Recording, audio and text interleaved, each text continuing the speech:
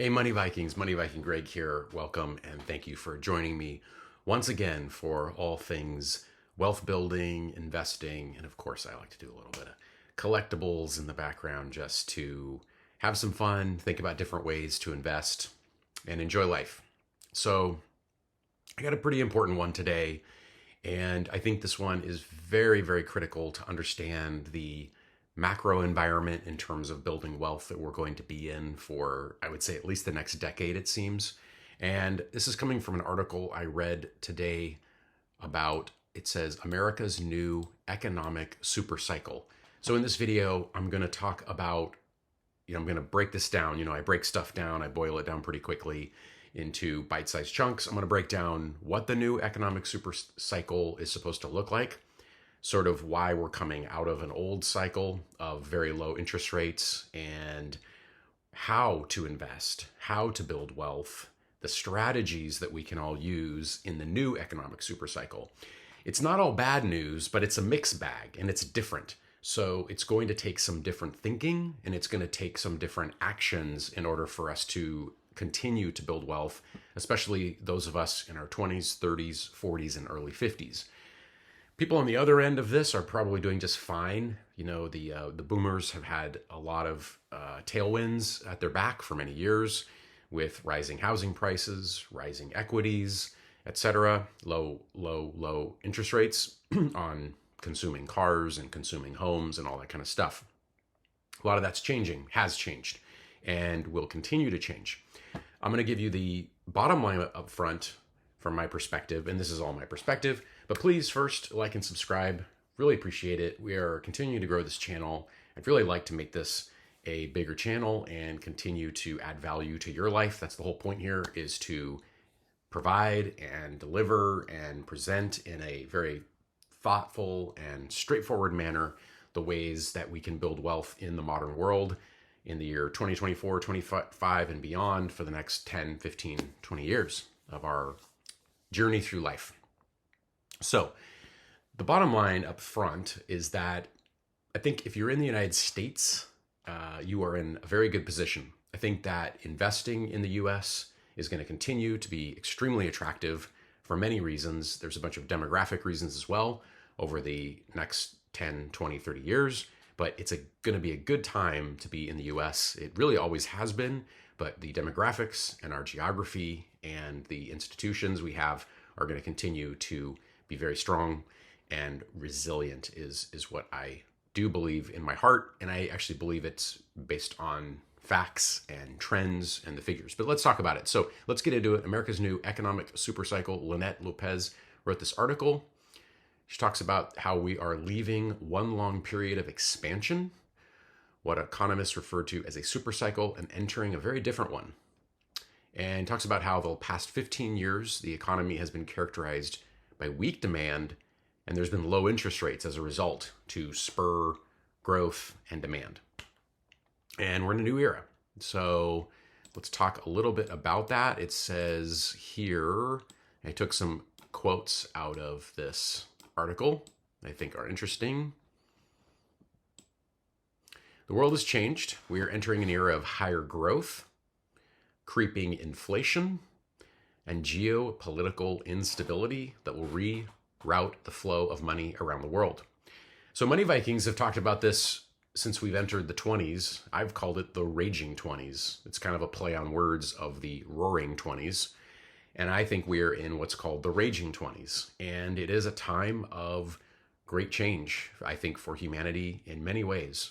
I think a lot of the old models of governments and whatnot are not in the United States, but in other countries are not going to work as well anymore. Information is democratized, is out there. There's also a lot of disinformation. Money, the role of money is changing. You have things like cryptocurrencies and Bitcoin, which is changing the way we look and view at money. There's really no doubt about that anymore. But anyway, we're gonna look at some higher growth here, some inflation, and geopolitical instability. It says now economists say we're entering a super cycle that will be characterized by three sweeping forces.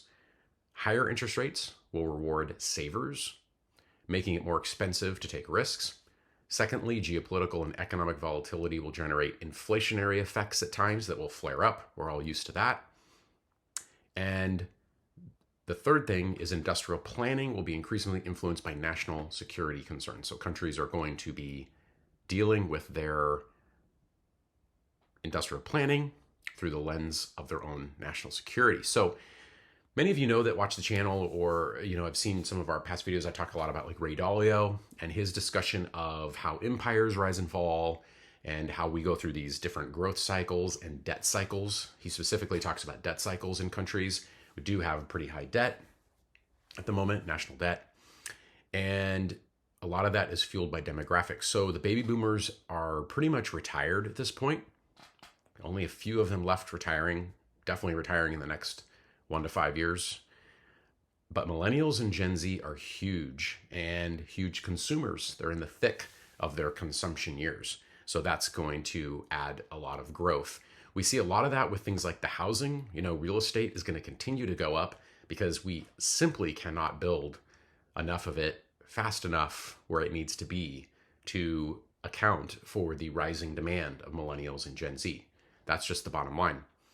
So bottom line is that I took out of this article, I am still, especially after reading this article, I'm still a long-term bull on the United States, but we have to be prepared for continued and more sporadic volatility. So I think we're going to see some high swings up and some high swings down that can be a lot of whiplash. So as investors, we just have to be prepared for that mentally. So when the market does crash or go down 20% or whatever, we don't lose our wits about us. We stay long term, we stay invested, and we dollar cost average into that, especially if we're in quality ETFs, funds, equities. Again, I'm very US based. I think US companies are still the strongest. So the next thing one of the things the article talks about, and I pull this out even further, is that as individuals, what can we do, right? As individuals, one of the biggest things we can do is we need to be more flexible. Flexibility is going to be more critical. We're going to have to be able to pivot easier, and we're going to have to get our minds ready for those changes and those pivots. A lot of times when people are scared, they tend to freeze. So we have to think about strategically how we're going to invest.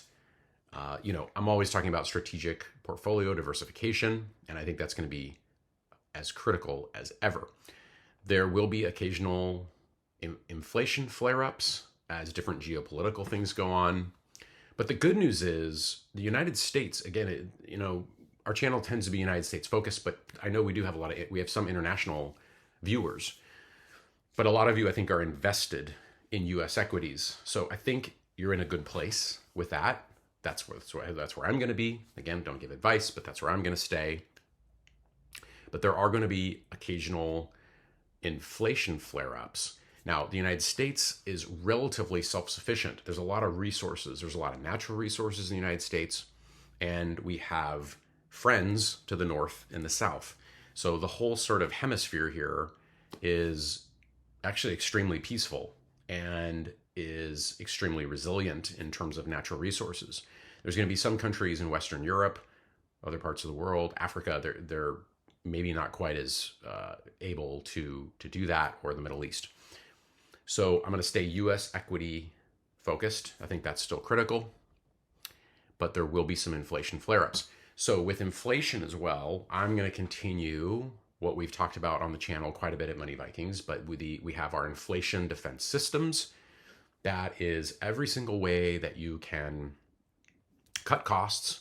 Can you cut costs by bulk at Costco? Are there things that you can cut out of your budget that are just sort of waste of money?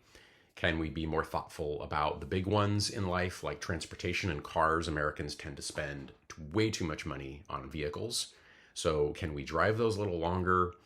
Can we be a little more practical in what we're choosing? Can we go with the Honda or the Toyota or the Subaru over the, more expensive brands? Maybe that's going to help. Whatever it might be, we have to be thoughtful about it as we are going to deal with inflationary flare-ups at times. And there's really, I mean, inflation, there's not much people can do about it. It's a supply and demand problem.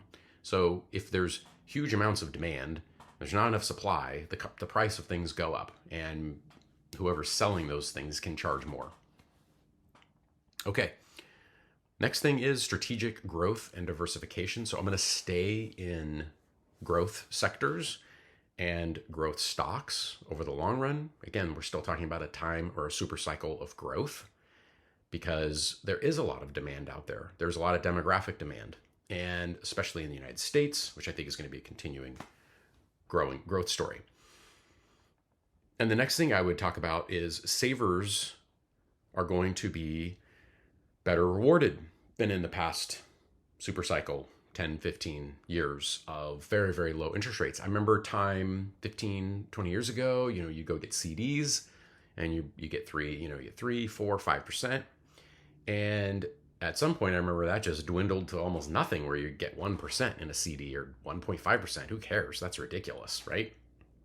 So we're back to the times where you can get CDs for, I think they still, average hover around 4.5%. Probably come down a little bit as interest rates have been cut, but still, I think we're going to be, I don't think we're going back to the days of very, very, very low interest rates anytime soon.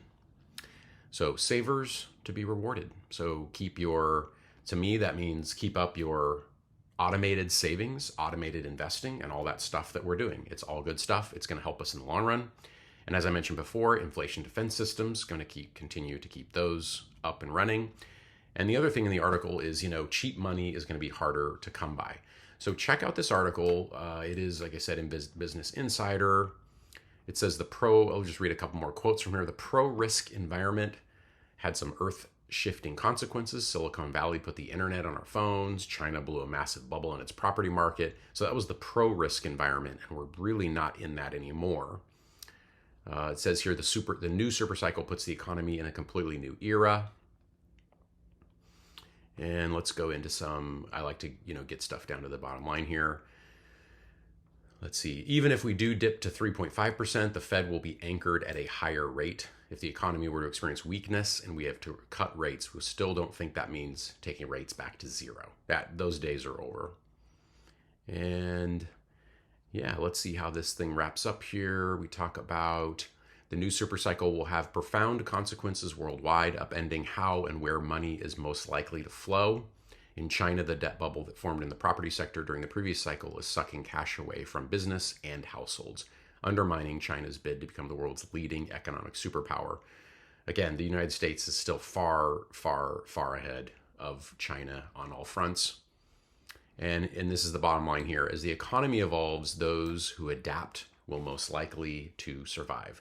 So that's what Money Vikings is about. We're talking about adaptability, change, learning, strategic thinking. So thank you very much for watching. I hope you got something out of this video. Again, please like, subscribe, please comment. Please add your comments. What do you think? What are you going to do in the next super cycle? What are the best moves with your finances, with investing, with debt? And what's your personal story in terms of how you're going to build wealth? So appreciate everybody watching. Catch you on the next one. Bye.